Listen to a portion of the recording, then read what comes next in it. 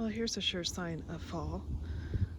Trying to extend the growing season whenever there's a frost warning. Today, in this episode of Anne's Garden, I'm going to talk about some more fall gardening tasks, and then I'm going to talk about spring. Let's get started.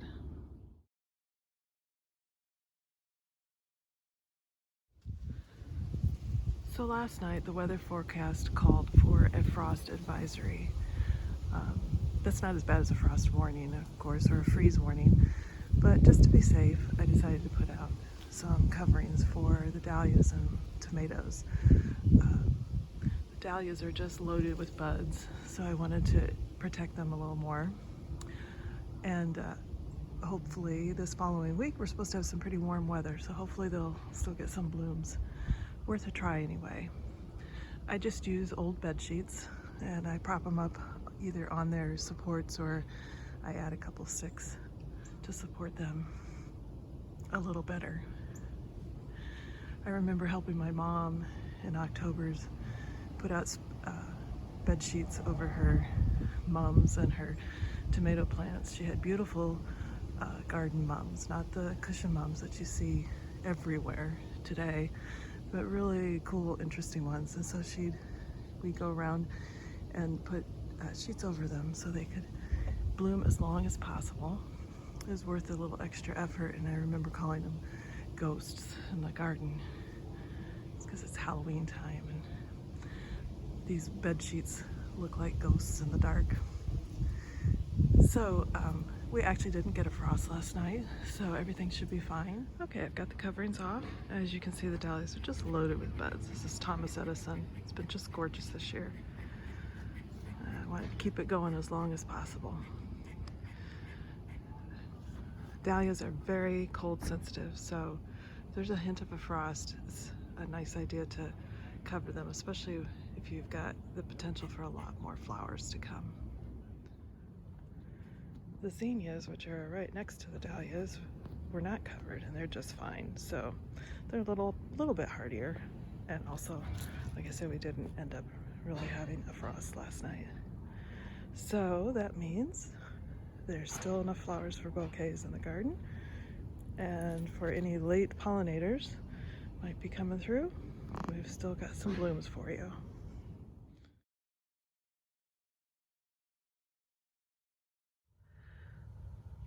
Let's talk about spring.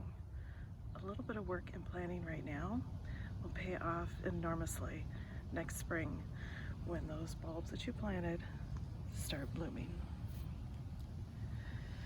You've probably seen in the big box stores and the garden nurseries, other stores, these packages of bulbs showing up now. And they usually come in a package like this, full of bulbs, and they have these gorgeous pictures on the front. They're very tempting to buy everything in the store. Of course, then when you get into the garden and you start digging, you're thinking, what was I thinking buying all these bulbs? This is hard work. Well, I'm going to show you how I plant tulip bulbs, and in a way that goes really fast and really easily. You can plant 100 bulbs in 20 minutes, easy. I would also urge you to look at some of the smaller, or they're often called minor bulbs. These are also tulips, but they're species tulips. This one, they're called a wildflower mixture. These are much shorter, 6 to 8 inches. As you can see, the blooms open up wide like this, instead of more shaped like this, like the Darwin hybrids. They're very perennial. I scatter them throughout the flower bed, the regular perennial beds, and they add just jewel colors that just really brighten up the early spring garden. And they will come back, like I said, they're perennial. They will come back pretty reliably for many years. Now, the ones that I grow in my cutting garden, like these Darwins, are not perennial in this part of the country. They'll bloom really beautifully the first year. The second year, you'll have maybe a third of them will bloom, but the flowers will be much smaller. And then basically after that, all you'll get is leaves. We just don't have quite the right conditions, especially in the summer, for these bulbs. So I buy them in larger packages like this. I also have more coming from White Flower Farm. I always buy their mixture. They have a couple different, they have actually several different mixtures of bulbs. The one I buy is just a real basic one, so the individual cost for each bulb is pretty low. And then I have a wide range of colors throughout the tulip season. So I have early ones, mid-season ones, and late ones. When you buy a package like this, they're all going to bloom about the same time, probably within a week or 10 days, depending on the weather conditions next spring, which will create some pretty spectacular bouquets for the house. But if you want blooms throughout the early spring tulip season, buy a package of mixed bulbs. They're usually the same kind or the same color family, and will still make gorgeous bouquets. I also bought these. These are late, so these are about mid-season, and these are late, and they're kind of amazingly spectacular just in their own right. So they'll probably all bloom about the same time, and also make a really beautiful large bouquet for them. Other small bulbs, or what they sometimes call minor bulbs, that you should consider growing are things like grape hyacinth, Iris reticulata, various crocuses. There's a species crocus that I grow quite a few of. I have trouble with the regular Dutch crocus here because the squirrels like them so much, so I grow the species crocus instead. These minor bulbs are often quite inexpensive for a large number of them. There's 35 of these for the same price as 25 of the Darwins. You notice that the bulbs are very small. The minor bulbs they're often very small, so they're really easy to tuck into corners of the perennial garden, so they're not as hard to dig in as say your big bulbs here, like these tulips. You can see how much larger these bulbs are than these. Now you can plant bulbs until the ground freezes, so well into November around here, depending on how the season goes, maybe even later. If you're planting daffodils, they appreciate getting in a little bit earlier so they can kind of get set, but tulips aren't so picky.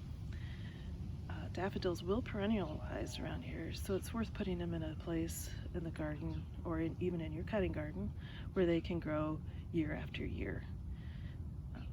But these tulips, like I said, are for cutting only, and I'm going to pull them out next spring after they're done blooming, and replant new ones next year. So let's get started. Okay, now I'm going to show you how I plant tulip bulbs. These are in the cutting garden, and they're for bouquets only, so I replant them every year. The only equipment you really need is a shovel and, of course, your bulbs. So, first of all, I dig a trench.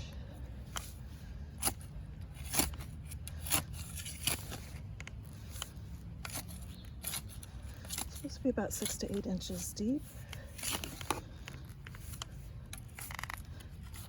They're not super picky, so I don't do a lot of measuring.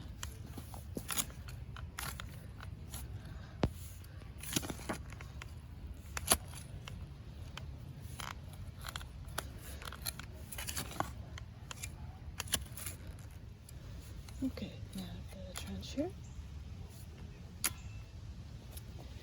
And you just start placing the bulbs.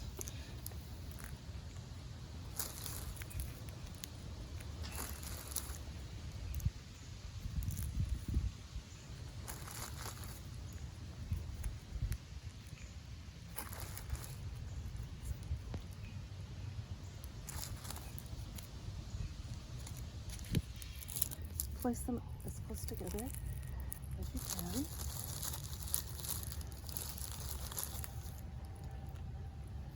For this purpose here in the cutting garden, they don't need to be spaced out. So that's the secret.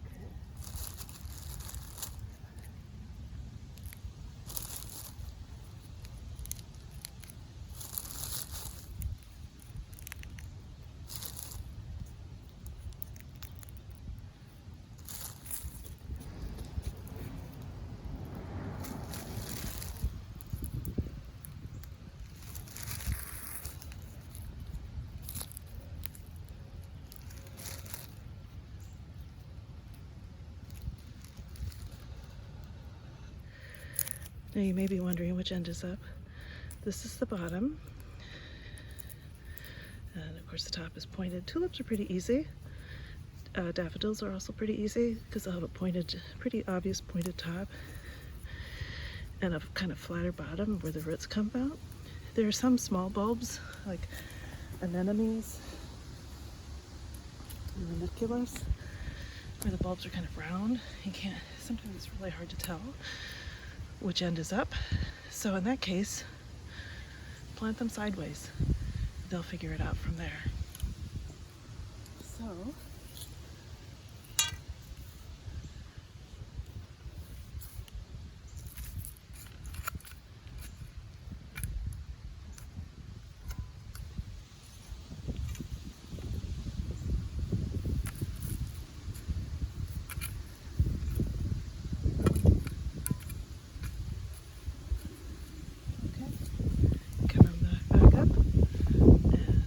for spring.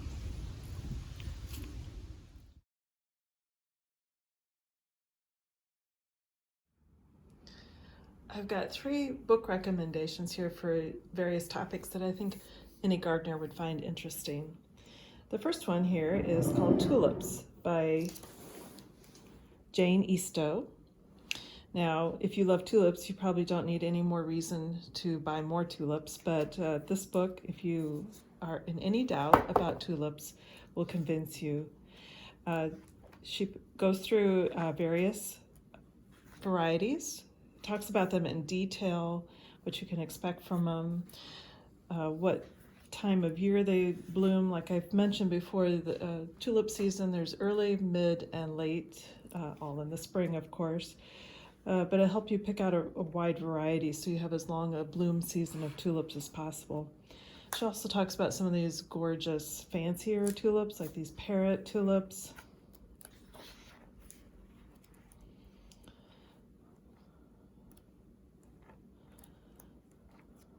Lots of really beautiful tulips that will really make you want to go out, buy a lot, and start digging those bulbs in. There's some fringe tulips. So beautiful, so many varieties and colors and forms. Absolutely worth growing and so much to look forward to when you plant them in the fall.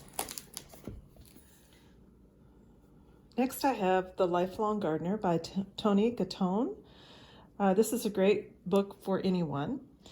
You don't have to be an old fogey to get some use out of this book. And quite frankly, all of us are getting older, unless of course you have some secret hidden fountain of youth somewhere. Gardening can be hard on you, especially tasks that seem pretty easy when you're in 20s suddenly are a lot harder. Hauling around giant bags of compost or digging new flower beds. This has a lot of information that anyone can use. How to garden so that you don't hurt yourself, finding the right tools to use to make gardening easier so you can enjoy it more, how to minimize the work in the garden so that you can enjoy your garden rather than work in your garden. Lots of great ideas for anyone that any gardener at any age could use.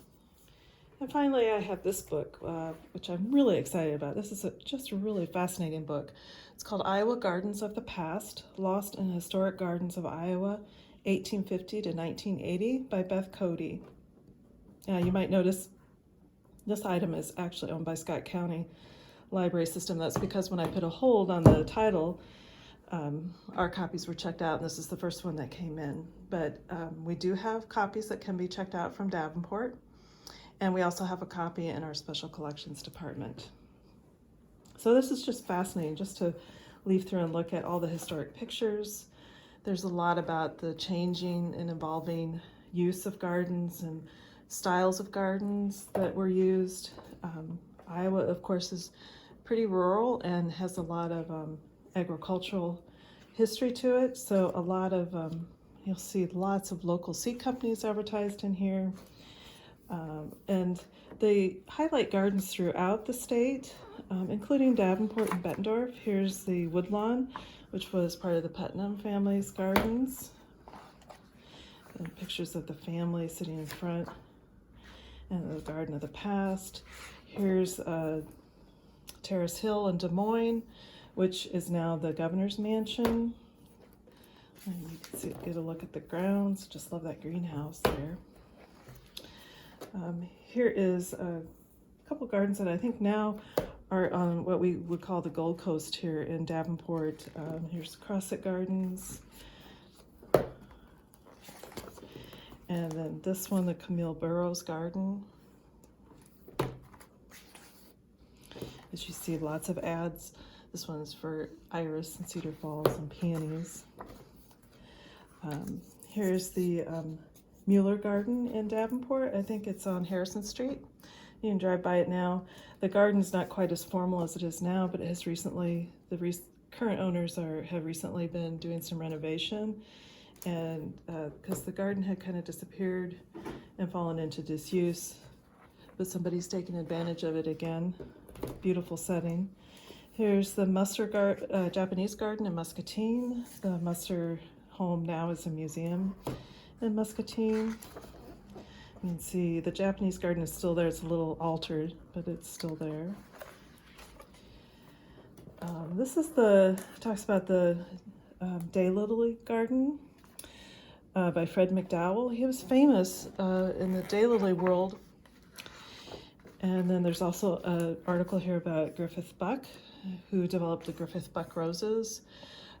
He's out of Ames, and he developed these roses for disease resistance and for cold hardiness. They're obviously ideal for Iowa. So there's information about the Amana Gardens, which were kind of unique.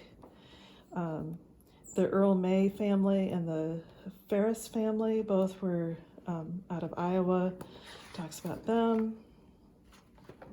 Lots of great pictures talking about garden clubs. There's an article in here about a movement in the 20s and 30s to beautify farmhouses, and they'd show before and afters of the farmhouse before they added plantings and then after, and how much nicer they looked. So really a great book. I think anybody would enjoy this. So like I said before, we'll have information about each of these titles in the notes below. I think any of these would be worth putting a reserve on and checking out. I think you'll find them very fascinating.